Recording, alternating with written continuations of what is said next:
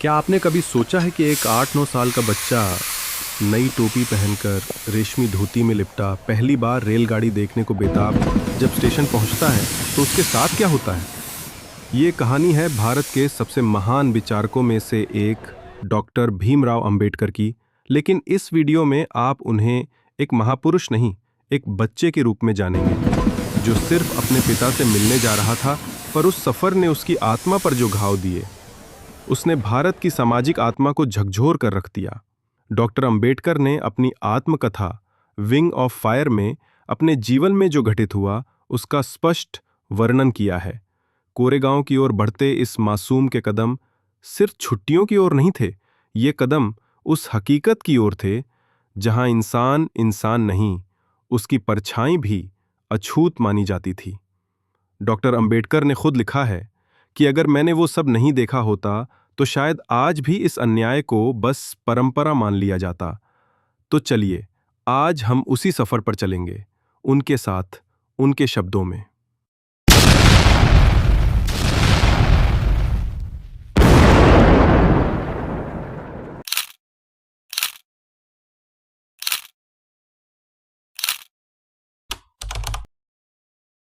अंबेडकर ने अंग्रेजी में वेटिंग फॉर वीजा नाम से अपनी आत्मकथा लिखी थी। इसे अमेरिका के कोलंबिया विश्वविद्यालय में पढ़ाया जाता है। विदेश में लोगों को छुआछूत के बारे में पता तो है, लेकिन वास्तविक जीवन में वे ये नहीं जान सकते कि दरअसल ये प्रथा कितनी दमनकारी है। उनके लिए ये समझ पाना मुश्किल है कि बड़ी संख्या में हिंदुओं के गांव के एक किनारे कुछ अछूत रहते हैं, हर रोज गांव का मैला उठाते हैं, हिंदुओं के दरवाजे पर भोजन की भीख मांगते हैं, हिंदू बनिया की दुकान से मसाले और तेल खरीदते वक्त कुछ दूरी पर खड़े होते हैं, गांव को हर मायने में अपना मानते हैं और फिर भी गांव के किसी सामान को कभी छूते नहीं या उसे अपनी परछाई से भी दूर रखते हैं। अछूतों के प्रति ऊंची जाति के हिंदुओं के व्यवहार को बताने का बेहतर तरीका क्या हो सकता है? इसके दो तरीके हो सकते हैं। पहला, सामान्य जानकारी दी जाए, या फिर दूसरा, अछूतों के साथ व्यवहार के कुछ मामलों का वर्णन किया जाए। मुझे लगा कि दूसरा तरीका ही ज्यादा कारगर होगा। इन उदाहरणों में कुछ मेरे अपने अनुभव हैं तो कुछ दूसरों के अनुभव। मैं अपने साथ हुई घटनाओं के जिक्र से शुरुआत करता हूं। हमारा परिवार मूल रूप से बॉम्बे प्रेसिडेंसी के रत्नागिरी जिले में स्थित डापोली तालुके का निवासी है। ईस्ट इंडिया कंपनी का राज शुरू होने के साथ ही मेरे पुरखे अपने वंशानुगत धंधे को छोड़कर कंपनी की फौज में भर्ती हो गए थे। मेरे पिता ने भी परिवार की परंपरा के मुताबिक फौज में नौकरी कर ली। वे अफसर की रैंक तक पहुंचे और सूबेदार के पद से सेवानिवृत्त हुए। सेवानिवृत्ति के बाद मेरे पिता परिवार के साथ डापोली गए ताकि वहां पर फिर से बस जाएं। लेकिन कुछ वजहों से उनका मन बदल गया। परिवार डापोली से सतारा आ गया, जहां हम 1904 तक रहे। मेरी याददाश्त के मुताबिक पहली घटना 1901 की है, जब हम सतारा में रहते थे। मेरी मां की मौत हो चुकी थी। मेरे पिता सतारा जिले में खाटव तालुके के कोरेगांव में खजांची की नौकरी पर थे। वहां बंबई की सरकार अकाल पीड़ित किसानों को रोजगार देने के लिए तालाब खुदवा रही थी। अकाल से हजारों लोगों की मौत हो चुकी थी। मेरे पिता जब कोरेगांव गए तो मुझे, मेरे बड़े भाई और मेरी बड़ी बहन के 2 बेटों को, बहन की मौत हो चुकी थी, मेरी काकी और कुछ सहृदय पड़ोसियों के जिम्मे छोड़ गए।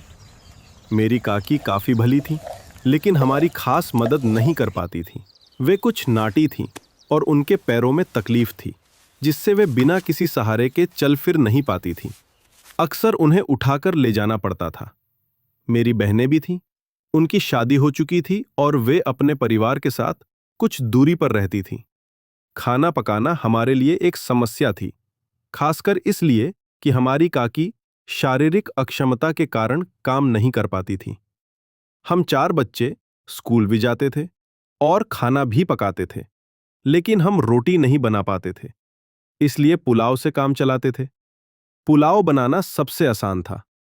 मेरे पिता खजांची थे, इसलिए हमें देखने के लिए सतारा से आना उनके लिए संभव नहीं हो पाता था। इसलिए उन्होंने चिट्ठी लिखी कि हम गर्मियों की छुट्टियों में कोरेगांव आ जाएं। हम बच्चे ये सोचकर ही काफी उत्तेजित हो गए, क्योंकि तब तक हम में से किसी ने भी रेलगाड़ी नहीं देखी थी। भारी तैयारी हुई। सफर के लिए अंग्रेजी स्टाइल के नए कुर्ते, रंग बिरंगी नक्काशीदार टोपी, नए जूते, नई रेशमी किनारी वाली धोती खरीदी गई। मेरे पिता ने यात्रा का पूरा ब्यौरा लिखकर भेजा था और कहा था कि कब चलोगे ये लिख भेजना, ताकि वे रेलवे स्टेशन पर अपने चपरासी को भेज दें जो हमें कोरेगांव तक ले जाएगा। इसी इंतजाम के साथ मैं, मेरा भाई और मेरी बहन का बेटा सतारा के लिए चल पड़े। काकी को पड़ोसियों के सहारे छोड़ आए, जिन्होंने उनकी देखभाल का वायदा किया था। रेलवे स्टेशन हमारे घर से 10 मील दूर था, इसलिए स्टेशन तक जाने के लिए तांगा किया गया। हम नए कपड़े पहनकर खुशी में झूमते हुए घर से निकले, लेकिन काकी हमारी विदाई पर अपना दुख रोक नहीं सकीं और जोर जोर से रोने लगीं। हम स्टेशन पहुंचे तो मेरा भाई टिकट ले आया और उसने मुझे व बहन के बेटे को रास्ते में खर्च करने के लिए 2-2 आना दिए। हम फौरन शाखर्च हो गए और पहले नींबू पानी की बोतल खरीदी। कुछ देर बाद गाड़ी ने सीटी बजाई तो हम जल्दी जल्दी चढ़ गए ताकि कहीं छूट न जाए। हमें कहा गया था कि मसूर में उतरना है, जो कोरेगांव का सबसे नज़दीकी स्टेशन है। ट्रेन शाम को 5 बजे मसूर में पहुंची और हम अपने सामान के साथ उतर गए। कुछ ही मिनटों में ट्रेन से उतरे सभी लोग अपने ठिकाने की ओर चले गए। हम 4 बच्चे प्लेटफॉर्म पर बच गए। हम अपने पिता या उनके चपरासी का इंतजार कर रहे थे। काफी देर बाद भी कोई नहीं आया। घंटा भर बीत गया तो स्टेशन मास्टर हमारे पास आया। उसने हमारा टिकट देखा और पूछा कि तुम लोग क्यों रुके हो। हमने उन्हें बताया कि हमें कोरेगांव जाना है और हम अपने पिता या उनके चपरासी का इंतजार कर रहे हैं। हम नहीं जानते कि कोरेगांव कैसे पहुंचेंगे। हमने कपड़े लत्ते अच्छे पहने हुए थे और हमारी बातचीत से भी कोई नहीं पकड़ सकता था कि हम अछूतों के बच्चे हैं। इसलिए स्टेशन मास्टर को यकीन हो गया था कि हम ब्राह्मणों के बच्चे हैं। वे हमारी परेशानी से काफी दुखी हुए, लेकिन हिंदुओं में जैसा आम तौर पर होता है, स्टेशन मास्टर पूछ बैठा कि हम कौन हैं। मैंने बिना कुछ सोचे समझे तपाक से कह दिया कि हम महार हैं। बंबई प्रेसिडेंसी में महार अछूत माने जाते हैं। वह दंग रह गया। अचानक उसके चेहरे के भाव बदलने लगे। हम उसके चेहरे पर वितृष्णा का भाव साफ साफ देख सकते थे। वो फौरन अपने कमरे की ओर चला गया और हम वहीं पर खड़े रहे। 20-25 मिनट बीत गए। सूरज डूबने ही वाला था। हम हैरान परेशान थे। यात्रा के शुरुआत वाली हमारी खुशी काफूर हो चुकी थी। हम उदास हो गए। करीब आधे घंटे बाद स्टेशन मास्टर लौटा और उसने हमसे पूछा कि तुम लोग। हमने कहा कि अगर कोई बैलगाड़ी किराए पर मिल जाए तो हम कोरेगांव चले जाएंगे, और अगर बहुत दूर ना हो तो पैदल भी जा सकते हैं। वहाँ किराए पर जाने के लिए कई बैलगाड़ियाँ थीं, लेकिन स्टेशन मास्टर से मेरा महार कहना गाड़ी वालों को सुनाई पड़ गया था और कोई भी अछूत को ले जाकर अपवित्र होने को तैयार नहीं था। हम दूना किराया देने को तैयार थे, लेकिन पैसों का लालच भी काम नहीं कर रहा था। हमारी ओर से बात कर रहे स्टेशन मास्टर को समझ में नहीं आ रहा था कि क्या करें। अचानक उसके दिमाग में कोई बात आई और उसने हमसे पूछा, क्या तुम लोग गाड़ी हाँक सकते हो? हम फौरन बोल पड़े, हाँ, हम हाँक सकते हैं। ये सुनकर वो गाड़ीवानों के पास गया और उनसे कहा कि तुम्हें 2 गुना किराया मिलेगा और गाड़ी वे खुद चलाएंगे। गाड़ीवान खुद गाड़ी के साथ पैदल चलता रहे। एक गाड़ीवान राजी हो गया, उसे दूना किराया मिल रहा था और वो अपवित्र होने से भी बचा रहेगा। शाम करीब सीधे 2 बजे हम चलने को तैयार हुए, लेकिन हम इस बात से चिंतित थे कि अंधेरा होने से पहले हम कोरेगांव पहुंच पाएंगे कि नहीं। इसलिए हम आश्वस्त होने के बाद ही स्टेशन छोड़ना चाहते थे कि हम अंधेरे होने के पहले कोरेगांव पहुंच जाएंगे। हमने गाड़ीवान से पूछा कि कोरेगांव कितनी दूर है और कितनी देर में पहुंच जाएंगे। उसने बताया कि 3 घंटे से ज्यादा नहीं लगेगा। उसकी बात पर यकीन करके हमने अपना सामान गाड़ी पर रखा और स्टेशन मास्टर को शुक्रिया कहकर गाड़ी में चढ़ गए। हम में से एक ने गाड़ी संभाली और हम चल पड़े। गाड़ीवान बगल में पैदल चल रहा था। स्टेशन से कुछ दूरी पर एक नदी थी, बिल्कुल सूखी हुई। उसमें कहीं कहीं पानी के छोटे छोटे गड्ढे थे। गाड़ीवान ने कहा कि हमें यहां रुककर खाना खा लेना चाहिए, वरना रास्ते में कहीं पानी नहीं मिलेगा। हम राजी हो गए। उसने किराए का एक हिस्सा मांगा ताकि बगल के गांव में जाकर खाना खा आए। मेरे भाई ने उसे कुछ पैसे दिए और वो जल्दी आने का वादा करके चला गया। हमें भूख लगी थी। काकी ने पड़ोसी औरतों, अब हमें पानी चाहिए था। हम में से एक नदी वाले पानी के गड्ढे की ओर गया, लेकिन उसमें से तो गाय बैल के गोबर और पेशाब की बदबू आ रही थी। पानी के बिना हमने आधे पेट खाकर ही टिफिन बंद कर दिया और गाड़ीवान का इंतजार करने लगे। काफी देर तक वो नहीं आया।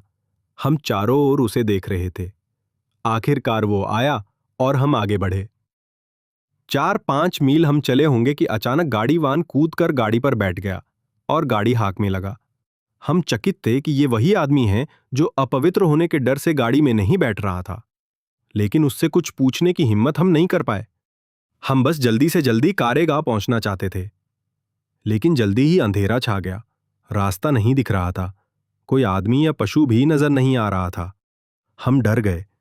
3 घंटे से ज्यादा हो गए थे, लेकिन कोरेगांव का कहीं नामो निशान तक नहीं था। तभी हमारे मन में ये डर पैदा हुआ कि कहीं ये गाड़ीवान हमें ऐसी जगह तो नहीं ले जा रहा है कि हमें मारकर हमारा सामान लूट ले। हमारे पास सोने के गहने भी थे।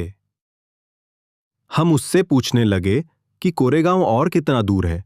वो कहता जा रहा था, ज्यादा दूर नहीं है, जल्दी ही पहुंच जाएंगे। रात के 10 बज चुके थे। हम डर के मारे सुबकने लगे और गाड़ीवान को कोसने लगे। उसने कोई जवाब नहीं दिया। अचानक हमें कुछ दूर पर एक बत्ती जलती दिखाई दी। गाड़ीवान ने कहा, वो देखो, चुंगी वाले की बत्ती है। रात में हम वहीं रुकेंगे। हमें कुछ राहत महसूस हुई। आखिर 2 घंटे में हम चुंगी वाले की झोपड़ी तक पहुंचे। यह एक पहाड़ी की तलहटी में उसके दूसरी ओर स्थित थी। वहां पहुंचकर हमने पाया कि बड़ी संख्या में बैलगाड़ियां वहां रात गुजार रही हैं। हम भूखे थे और खाना खाना चाहते थे, लेकिन पानी नहीं था। हमने गाड़ीवान से पूछा कि कहीं पानी मिल जाएगा। उसने हमें चेताया कि चुंगी वाला हिंदू है और अगर हमने सच बोल दिया कि हम महार हैं तो पानी नहीं मिल पाएगा। उसने कहा, कहो कि तुम मुसलमान हो और अपनी तकदीर आजमा लो। उसकी सलाह पर मैं चुंगी वाले की झोंपड़ी में गया और पूछा कि थोड़ा पानी मिल जाएगा। उसने पूछा, कौन हो? मैंने कहा कि हम मुसलमान हैं। मैंने उससे उर्दू में बात की जो मुझे अच्छी आती थी, लेकिन ये चालाकी काम नहीं आई। उसने रुखाई से कहा, तुम्हारे लिए यह पानी किसने रखा है? पहाड़ी पर पानी है, जाओ वहां से ले आओ। मैं अपना सा मुंह लेकर गाड़ी के पास लौट आया। मेरे भाई ने सुना तो कहा कि चलो सो जाओ। उसने बैल खोल दिए गए और गाड़ी जमीन पर रख दी गई। हमने गाड़ी के निचले हिस्से में बिस्तर डाला और जैसे तैसे लेट गए। मेरे दिमाग में चल रहा था कि हमारे पास भोजन काफी है, भूख के मारे हमारे पेट में चूहे दौड़ रहे हैं, लेकिन पानी के बिना हमें भूखे सोना पड़ रहा है। और पानी इसलिए नहीं मिल सका क्योंकि हम अछूत हैं। मैं यही सोच रहा था कि मेरे भाई के मन में एक आशंका उभर आई। उसने कहा कि हमें सभी एक साथ नहीं सोना चाहिए, कुछ भी हो सकता है, इसलिए एक बार में 2 लोग सोएंगे और 2 लोग जागेंगे। इस तरह पहाड़ी के नीचे हमारी रात कटी। तड़के 5 बजे गाड़ीवान आया और कहने लगा कि हमें कारेगांव के लिए चल देना चाहिए। हमने मना कर दिया और उससे 8 बजे चलने को कहा। हम कोई जोखिम नहीं उठाना चाहते थे। वह कुछ नहीं बोला। आखिर हम 8 बजे चले और 11 बजे कोरेगांव पहुंचे। मेरे पिता हम लोगों को देखकर हैरान थे। उन्होंने बताया कि उन्हें हमारे आने की कोई सूचना नहीं मिली थी। हमने कहा कि हमने चिट्ठी भेजी थी। बाद में पता चला कि मेरे पिता के नौकर को चिट्ठी मिली थी, लेकिन वह उन्हें देना भूल गया। इस घटना की मेरे जीवन में काफी अहमियत है। मैं तब 9 साल का था। इस घटना की मेरे दिमाग पर अमिट छाप पड़ी। इसके पहले भी मैं जानता था कि मैं अछूत हूं और अछूतों को कुछ अपमान और भेदभाव सहना पड़ता है। मसलन स्कूल में मैं अपने बराबरी के साथियों के साथ नहीं बैठ सकता था। मुझे एक कोने में अकेले बैठना पड़ता था। मैं यह भी जानता था कि मैं अपने बैठने के लिए एक बोरा रखता था और स्कूल की सफाई करने वाला नौकर वह बोरा नहीं छूता था क्योंकि मैं अछूत हूं। मैं बोरा रोज घर लेकर जाता और अगले दिन लाता था।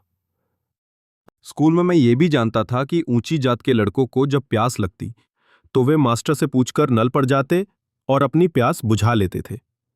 पर मेरी बात अलग थी। मैं नल को छू नहीं सकता था, इसलिए मास्टर की इजाजत के बाद चपरासी का होना जरूरी था। अगर चपरासी नहीं है तो मुझे प्यासा ही रहना पड़ता था। घर में भी कपड़े मेरी बहन धोती थी। सतारा में धोबी नहीं थे, ऐसा नहीं था। हमारे पास धोबी को देने के लिए पैसे नहीं हो, ऐसी बात भी नहीं थी। हमारी बहन को कपड़े इसलिए धोने पड़ते थे क्योंकि हम अछूतों का कपड़ा कोई धोबी धोता नहीं था। हमारे बाल भी मेरी बड़ी बहन काटती थी, क्योंकि कोई नाई हम अछूतों के बाल नहीं काटता था। मैं ये सब जानता था, लेकिन उस घटना से मुझे ऐसा झटका लगा जो मैंने पहले कभी महसूस नहीं किया था। उसी से मैं छुआछूत के बारे में सोचने लगा। उस घटना के पहले तक मेरे लिए सब कुछ सामान्य सा था, जैसा कि सवर्ण हिंदुओं और अछूतों के साथ आमतौर पर होता है। पश्चिम से लौटकर आने के बाद बड़ौदा में रहने की जगह नहीं मिली। इसके आगे जाएंगे हम अगले वीडियो में। अगर मेरी आत्मकथा से आप प्रभावित हैं तो सब्सक्राइब करो और शेयर करो, और मिलते हैं अगले वीडियो जिसमें हम जानेंगे कि कैसे पश्चिम से मैं 1916 में भारत लौट आया और महाराजा बड़ौदा की बदौलत मैं अमेरिका उच्च शिक्षा प्राप्त करने गया। मैंने कोलंबिया विश्वविद्यालय न्यूयॉर्क में 1913 से 1917 तक पढ़ाई की। 1917 में मैं लंदन गया। मैंने लंदन विश्वविद्यालय के स्कूल ऑफ इकोनॉमिक्स में पैरास्नातक में दाखिला लिया।